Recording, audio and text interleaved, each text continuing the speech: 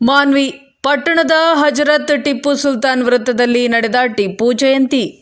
ರಾಯಚೂರು ಜಿಲ್ಲೆ ಮಾನ್ವಿ ತಾಲೂಕಿನ ಟಿಪ್ಪು ಸುಲ್ತಾನ್ ವೃತ್ತದಲ್ಲಿ ಟಿಪ್ಪು ಸುಲ್ತಾನ್ ವೃತ್ತಕ್ಕೆ ಮಾಲಾರ್ಪಣೆ ಮಾಡಿ ಗೌರವ ಸಲ್ಲಿಸಿದ ಗಣ್ಯರು.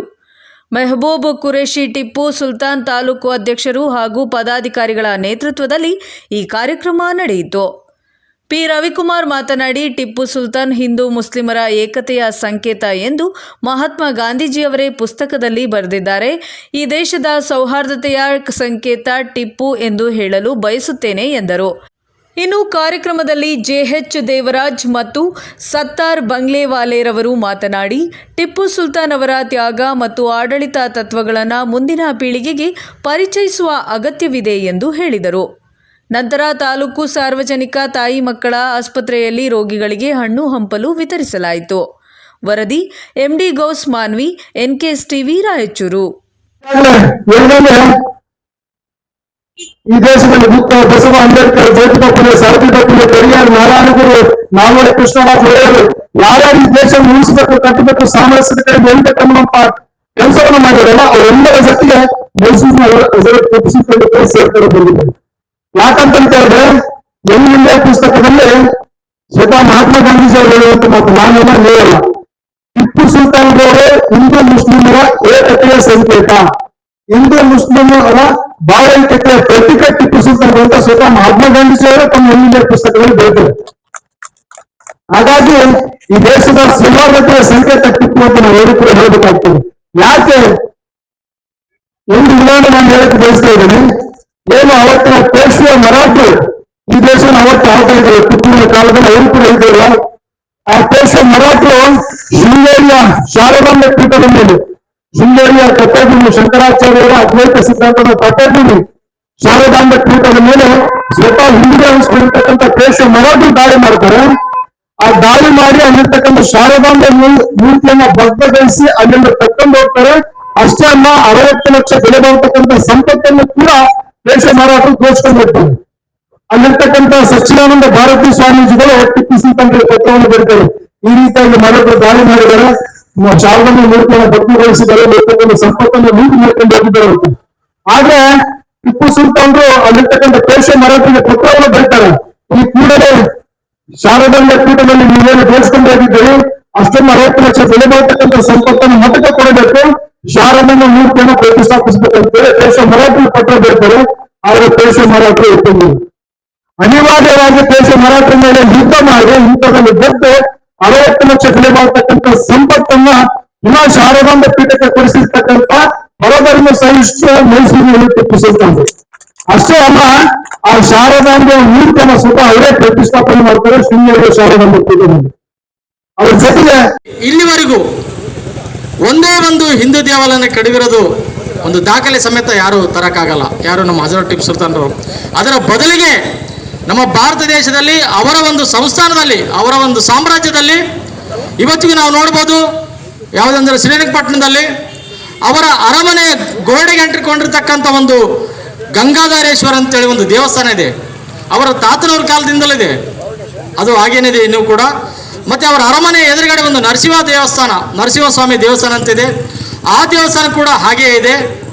ತದನಂತರ ಅವರ ಕೂಗಳತೆಯಲ್ಲಿರ್ತಕ್ಕಂಥ ಒಂದು ರಂಗನಾಥ ಸ್ವಾಮಿ ದೇವಸ್ಥಾನ ಕೂಡ ಇವತ್ತಿಗೂ ಯಾವುದೇ ಒಂದು ಮುಕ್ಕಾಗದಂತೆ ಇತಿಹಾಸದಲ್ಲಿ ಬರೆದಿರ್ತಕ್ಕಂಥ ಒಂದು ಇತಿಹಾಸವು ಇದ್ರೂ ಕೂಡ ಈ ಒಂದು ನಮ್ಮ ದೇಶದಲ್ಲಿ ಧರ್ಮ ಮತ್ತು ಜಾತಿಯ ವೈಷಮ್ಯಗಳನ್ನು ಹುಟ್ಟುಹಾಕತಕ್ಕಂಥವರು ಈ ಒಂದು ಸುಳ್ಳು ಸುದ್ದಿಯನ್ನು ಹಬ್ಬಿಸಿ ಅವರ ಒಂದು ಭಾಷಣವನ್ನು ಮಾಡ್ತಾ ಇರ್ತಾರೆ. ಅದೇ ರೀತಿ ನಾವು ನೋಡುವಾಗ ನಂಜನಗೂಡಿನಲ್ಲಿ ನಂಜುಂಡೇಶ್ವರನ ದೇವಸ್ಥಾನ ಇದೆ. ಅದರ ಪಕ್ಕದಲ್ಲಿ ಒಂದು ಬಲಭಾಗದಲ್ಲಿ ಪಚ್ಚಲಿಂಗೇಶ್ವರ ಅಂತೇಳಿ ಒಂದು ಪಚ್ಚಲಿಂಗವನ್ನು ಸ್ಥಾಪನೆ ಮಾಡಿರೋದು ಕೂಡ ನಮ್ಮ ಹಜರತ್ ಟಿಪ್ಪು ಸುಲ್ತಾನ್ರವರು. 2010 ತಿಳಿಸಿರುವುದು ನಮಗೆಲ್ಲರಿಗೆ ತಿಳಿದ ವಿಷಯ. ಕೆಲವು ಕಡೆಗೆ 20 ಇದೆ, ಕೆಲವು ಕಡೆ 10 ಕಡೆ ಇದೆ. ಅದೊಂದು ವಿಚಾರ.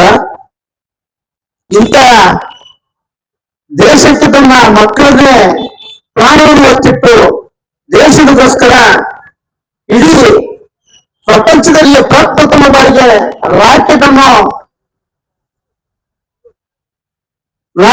ಒಂದು ಯುದ್ಧಕ್ಕೆ ಬೇಕಾಗಿರ್ತಕ್ಕಂಥ ಒಂದು ರಾಕೆಟ್ ಅನ್ನು ಪರೀಕ್ಷಿಸತಕ್ಕಂಥ ಧೀರ ಸೇನಾನಿ ಅಂದ್ರೆ ಅದರ ಟಿಪ್ಪು ಸುಲ್ತಾನ್ ಅವರಿಗೆ ತಪ್ಪಾಗಿರಲಿಲ್ಲ. ತದನಂತರ ಈ ನಮ್ಮ ರಾಜ್ಯದಲ್ಲಿರ್ತಕ್ಕಂಥ ಈ ಹಿಂದಿನ ಅವಧಿಯಲ್ಲಿ ಆಗಿನ ಕಾಲದಲ್ಲೇ ಒಂದು ಜಾತಿಗಳ ನಡುವೆ ಇರ್ತಕ್ಕಂಥ ಒಂದು ತಾರತಮ್ಯವನ್ನು ಹೋಗಲಾಡಿಸಲಿಕ್ಕೆ ಆಗಿನ ಮೈಸೂರು ಕಾಲದಲ್ಲಿರ್ತಕ್ಕಂಥ ಕೇವಲ ನಿರ್ವಹಣೆಗೋಸ್ಕರ ಒಂದು ಪರಿಶಿಷ್ಟ ಜಾತಿ ಮತ್ತು ಪರಿಶಿಷ್ಟ ಪಂಗಡದ ಜನರನ್ನು ಆ ಕೇಂದ್ರ ನಿರ್ವಹಣೆಗೋಸ್ಕರ ಒಂದು ಜವಾಬ್ದಾರಿಯನ್ನು ಕೊಡುವ ಮುಖಾಂತರ ಜಾತಿ ವ್ಯವಸ್ಥೆಗೆ ಹೋಗಲಾಡಲಿಕ್ಕೆ ಆಗಿನ ಕಾಲದಲ್ಲಿ ಟಿಪ್ಪು ಸುಲ್ತಾನ್ ಅವರು ಪ್ರಯತ್ನವನ್ನು ಪಟ್ಟಿದ್ರು. ಅದಾದ ನಂತರ ಇಡೀ ರಾಜ್ಯಕ್ಕೆ ನಾವು ನೀವೆಲ್ಲ ಹುಡ್ತಕ್ಕಂಥ ಒಂದು ಚೈನಾ ಸಿಲ್ಕ್ ಶರ್ಟ್ ರೇಷ್ಮೆ ಬೆಳೆಯನ್ನು ಇಡೀ ರಾಷ್ಟ್ರಕ್ಕೆ ಪರಿಚಯಿಸತಕ್ಕಂಥ ಕೀರ್ತಿ ಹಜರತ್ ಮೈಸೂರು ಟಿಪ್ಪು ಸುಲ್ತಾನ್ ಅವರಿಗೆ ಸಲ್ಲುತ್ತದೆ. ಅದಾದ ನಂತರ KRS ಡ್ಯಾಮ್ ಈಗಿನ ಮೈಸೂರು ಜಿಲ್ಲೆಯಲ್ಲಿ ಏನಿದೆ ಆ ಒಂದು ಆಣೆಕಟ್ಟಿಗೆ ತಮ್ಮ ಆಗಿನ ವ್ಯವಸ್ಥೆಯಲ್ಲಿಯೇ ಆಗಿನ ಕಾಲದಲ್ಲಿ ಒಂದು ಶಂಕುಸ್ಥಾಪನೆ ನೆರವೇರಿಸಿದ್ರು.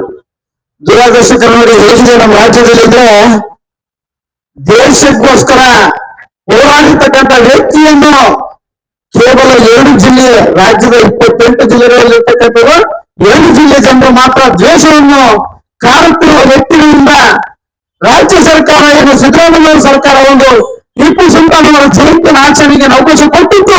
ಆ 7 ಜಿಲ್ಲೆಯ ಜನರ ವಿರೋಧದ ನಡುವೆ ದುರಾದರ್ಶಕರ ಸಂಗತಿ ಆ ಜಯಂತಿಯೇ ರದ್ದುಗೊಳಿಸಬೇಕಾಯ್ತು. ನಮ್ಮ ದೇಶದ ವ್ಯವಸ್ಥೆ ಎಲ್ಲಿದೆ ಅಂದ್ರೆ ದೇಶದ ರಾಷ್ಟ್ರಪಿತ ಮಹಾತ್ಮ ಗಾಂಧೀಜಿ ಅವರನ್ನು ಕೊಂದಿರ್ತಕ್ಕಂಥ ವ್ಯಕ್ತಿಗೆ ಸನ್ಮಾನ ಮಾಡಿರ್ತಕ್ಕಂಥ ಜನರು ದೇಶದ ತನ್ನ ಮಕ್ಕಳನ್ನೇ ಪ್ರಾಣವತ್ತಿಟ್ಟು ದೇಶದ ಬಿಡಿಸಲಿಕ್ಕೆ ಹೋರಾಡ್ತಕ್ಕಂಥ ಅದ್ರ ಟಿಪ್ಪು ಸುಲ್ತಾನ್ ಜಯಂತಿಯನ್ನು ಮಾಡ್ತಾ ಇದ್ದಾರೆ. ಎಲ್ಲಿ ಬಂದಿದೆ ಈ ಕಾಲ? ದೇಶ ಯಾರದು? ದೇಶದಗೋಸ್ಕರ ಯಾರು ಹೋರಾಟ ಮಾಡ್ತಾ ಇದ್ದಾರೆ? ಈ ಒಂದು ವಿಚಾರವನ್ನು ವಿದ್ಯಾವಂತ ಯುವಕರು ಅರಿತುಕೊಳ್ಳಬೇಕು. ಕೇವಲ ತಮ್ಮ ರಾಜಕೀಯದ ಬೇಳೆಯನ್ನು ಬೇಯಿಸೋದಕ್ಕೋಸ್ಕರ ಇಂತಹ ಒಂದು ದುಷ್ಟ ಒಂದು ನೀತಿಗಳನ್ನು ಮಾಡ್ತಾ ಇರುವುದು ಅತ್ಯಂತ ಖಂಡನೀಯ ವಿಷಯ. ಈ ಒಂದು ದಿಶೆಯಲ್ಲಿ ನಾನು ಹೇಳಲು ಇಷ್ಟೇ, ತಾವೆಲ್ಲರೂ ಯಾವ ರೀತಿ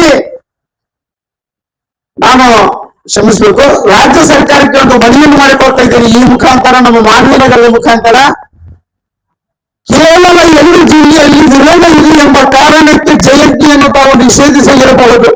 ಆದರೆ ನನ್ನ ಒಂದು ಮನವಿ ಏನೆಂದರೆ ವೈಯಕ್ತಿಕ ಮನವಿ, ಆ ವಿರೋಧವಿರುವ ಜಿಲ್ಲೆಗಳಲ್ಲಿ ಕೇವಲ ಸರ್ಕಾರಿ ಕಾರ್ಯಕ್ರಮವನ್ನು ಘೋಷಿಸಿ ಇಡೀ ರಾಜ್ಯಾದ್ಯಂತ ಮರಳಿ ಟಿಪ್ಪು ಸುಲ್ತಾನ್ ಅವರ ಜಯಂತಿಯನ್ನು ಆಚರಣೆಗೆ ಅವಕಾಶ ಕೊಡಬೇಕು ಅನ್ನೋದು ನನ್ನ ಆಗ್ರಹ ಈ ರಾಜ್ಯ ಸರ್ಕಾರಕ್ಕೆ. ಈಗಿನ ಸಂದರ್ಭದಲ್ಲಿ ಜಯಂತಿ ಮೂಲಕ ನಾನು ಮನವಿಯನ್ನು ಮಾಡಿಕೊಳ್ತಾ ಇದ್ದೀನಿ.